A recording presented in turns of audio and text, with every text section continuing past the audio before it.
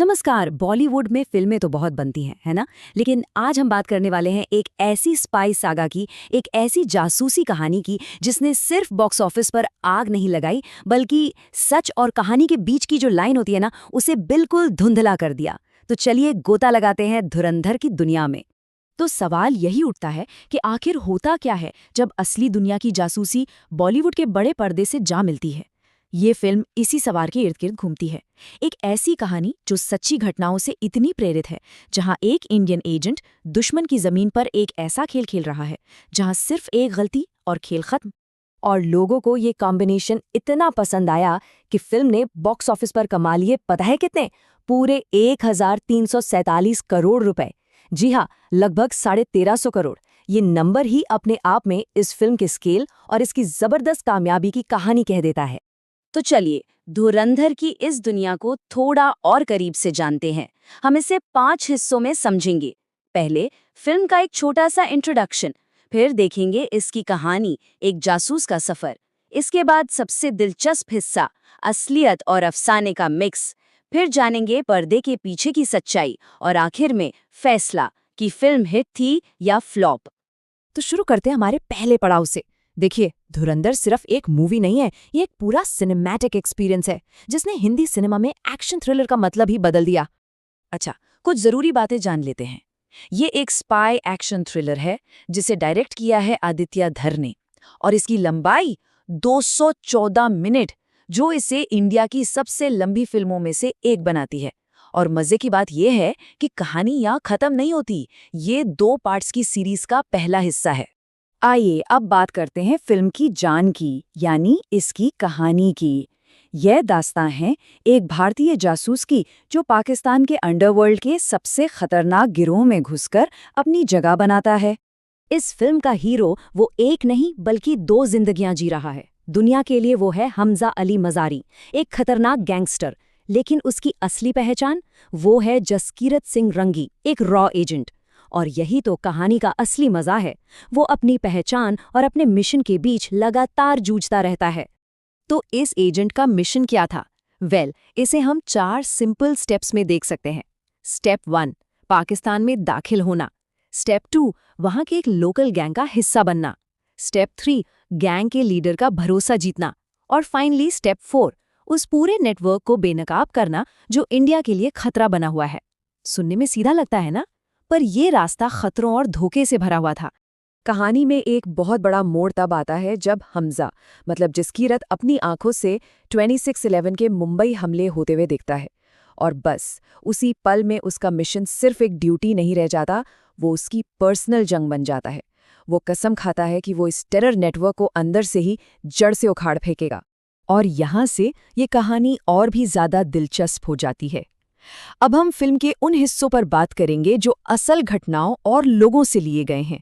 वो जगह जहां सच और कहानी एक दूसरे में ऐसे मिल जाते हैं कि उन्हें अलग करना मुश्किल हो जाता है। फिल्म की कहानी का जो बेस है वो है ऑपरेशन लियारी।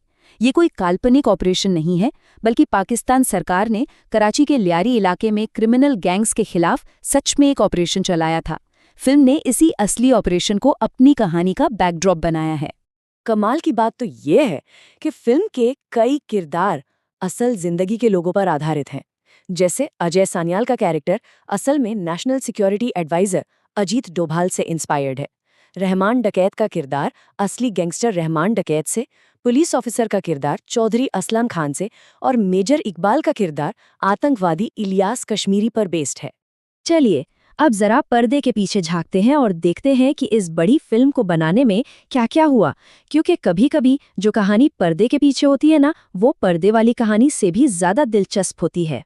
इस फिल्म का स्केल कितना बड़ा था, इसका अंदाजा इसके शूटिंग शेड्यूल से ही लग जाता है। जुलाई 2024 में बैंकॉक से शूटिंग शुरू हुई, फिर टीम अमृतसर, मुंबई, लद्दाख और कसौली गई, और तब जाकर अक्टूबर 2025 में फिल्म की शूटिंग पूरी हुई। सोचिए, पाकिस्तान के कई इलाकों को तो थाईलैंड में ही रिक्रिएट किया गया था। लेकिन ये सफर इतना आसान भी नहीं था। रिलीज से पहले फिल्म को कुछ विवादों का भी सामना करना पड़ा। मेजर मोहित शर्मा के परिवार ने ये आरोप लगाया कि फिल्म उनकी जिंदगी से प्रेरित है और इसे बनाने के लिए परमिशन नहीं ली गई।